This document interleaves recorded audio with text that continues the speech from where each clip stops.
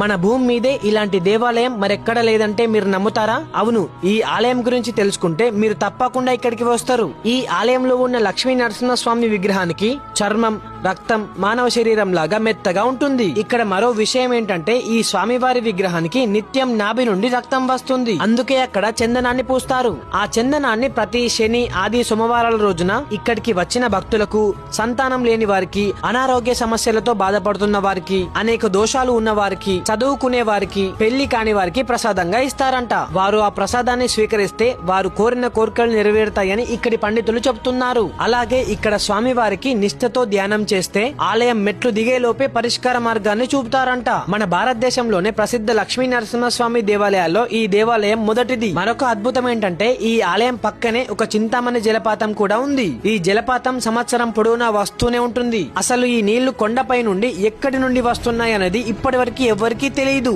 మీరు కూడా తప్పకుండా ఇక్కడికి వెళ్లి ఈ ఆలయాన్ని దర్శించుకోండి. ఇంతకీ ఈ ఆలయం ఎక్కడుందంటే మన తెలంగాణలోని వరంగల్ డిస్ట్రిక్ట్ కి 126 కిలోమీటర్స్ దూరంలో, హైదరాబాద్ కి 275 కిలోమీటర్స్ దూరంలో, భద్రాచలం కి 80 కిలోమీటర్స్ దూరంలో, ములుగు డిస్ట్రిక్ట్ కి 70 కిలోమీటర్స్ దూరంలో, మల్లూరు గ్రామంలో ఉంది. ఇంకా మీకేమైనా ఈ ఆలయం గురించి డౌట్స్ ఉంటే ఈ వీడియోకి కామెంట్ చేయండి, తప్పకుండా రిప్లై ఇస్తాను.